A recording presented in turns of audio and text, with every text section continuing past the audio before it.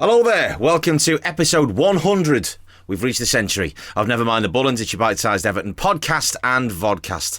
I'm Mike Peters. There was me hoping for a nice sort of genteel episode for our century, but thanks to the combined efforts of Everton, Brentford and Michael Oliver, none of that is going to be happening. So let's get into it. But we need to start sort of at the end and also at the beginning, if that makes sense. We've got to discuss obviously the postscript to the match, which was obviously the tweets that came out from Ivan Toney and Rico Henry, saying that their families had been racially abused, or alleging that at the very least, and just to say that that's unacceptable. Obviously, there's no place for that, and I think most Evertonians would be absolutely ashamed, and those that perpetrated these acts and said those things have got no place at Goodison Park, and they need to be ashamed of themselves, and hopefully the club will do something about it. It's absolutely inexcusable.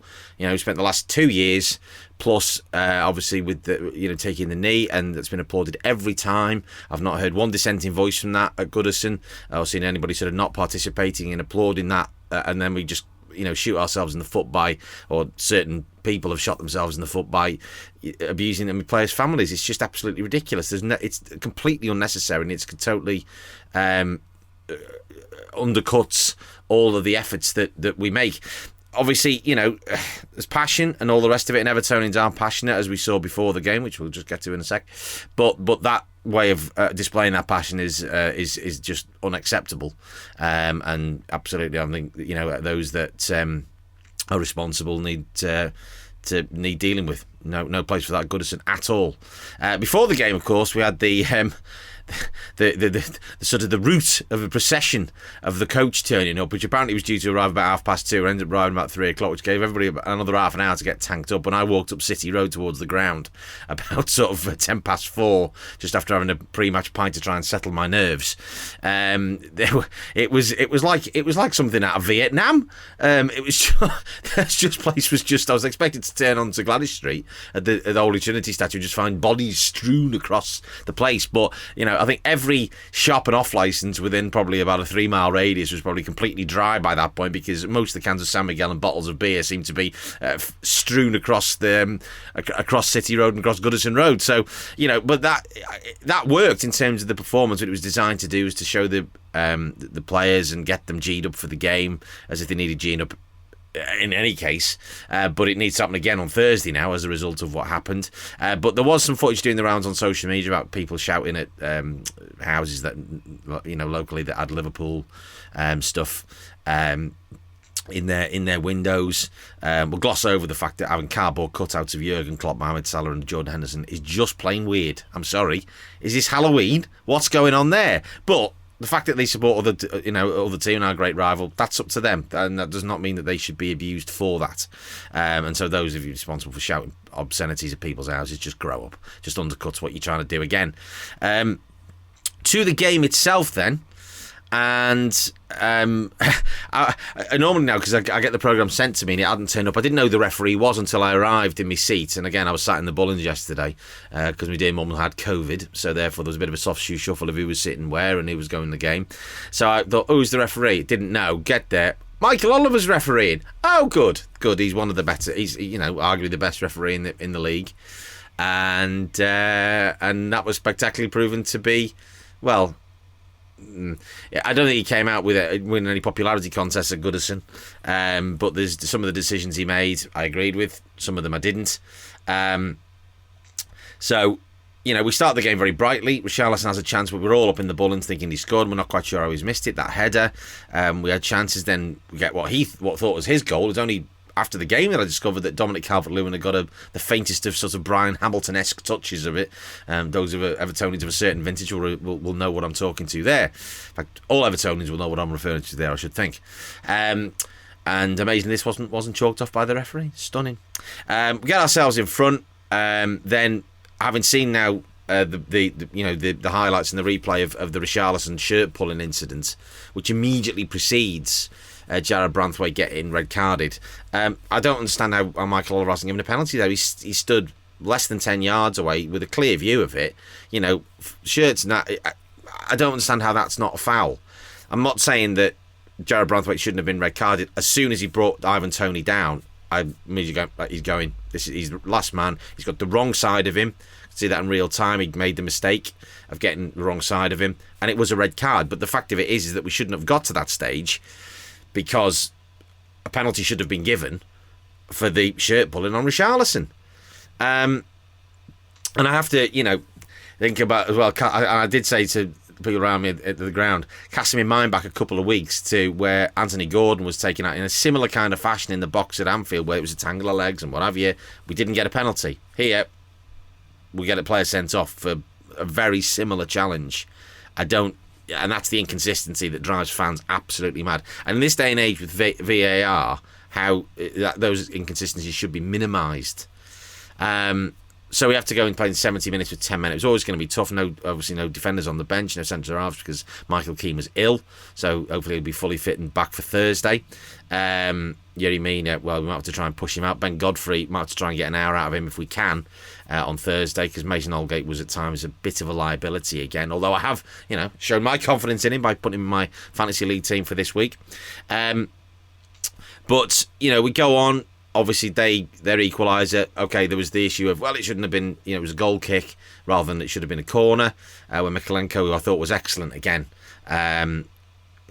sort of tangles with their player. I forget who it was now, but I don't think that makes any difference, because the number of phases of play between that corner and the goal, we had 3 or 4 opportunities to clear our lines. We didn't. I didn't realise it was an own goal till after the game, until it come off Seamus Coleman's head. I thought Visser had just managed to somehow bend it in from a very tight angle. I wasn't quite sure how we'd done that, but now we know. Then we get ourselves back in front, and the timing of the goal absolutely crucial. Right on half time. But again, I was thinking to myself, casting my mind back to Burnley away, thinking, it's the next goal that's the crucial one, because we knew they would come out of the traps after half time. I thought there was an opportunity maybe to take Andre Gomez off. I don't think he played poorly, but I think he got lost in the sort of the milieu after we had to change systems. And to bring on Alan to try and create some solidity and just, stop them constantly coming at our defence. But it was always going to be difficult, 70 minutes with 10 men. Obviously, we've done it before. Cast our minds back to the day that Ian Turner got himself sent off against Blackburn. What was it, 15, 16 years ago? And we somehow managed to win the game by a goal to nil. But times have changed dramatically, and players and coaches are much more savvy. And fair play to Thomas Franker, he changed the system. Rico Henry was getting enormous freedom down that left-hand side. Poor Anthony Gordon was just being 2-on-1 the whole time. So I've got a little bit of sympathy for him when he looked like he was just absolutely out of it. With the third goal, I should say, from Rico Henry. But where he should be picking him up, he should be standing on him and stopping him getting that header in. The second one again, Richarlison should get in front of Visser when he flicks it on. He doesn't. They score, but again, you're asking attackers to do defenders' jobs, and they're not. That's not what they're on the pitch to do. That's a sort of a bonus if they can do that. He didn't. Richarlison gets just slightly caught, almost gets to him, flicks off, and that's it. 3-2. Obviously, the dice was rolled then, and I applaud the the positive changes that were made, and again, arguably it could be made slightly earlier. But there were positive changes. I thought Alex Iwobi did as well as he could possibly have done, having to play it right back. And then obviously Dominic Calvert-Lewin again was a bit. There was glimpses there of the player of last season, but there was too much of it where he was just sort of ineffectual. It did make a difference to Richarlison having him up there.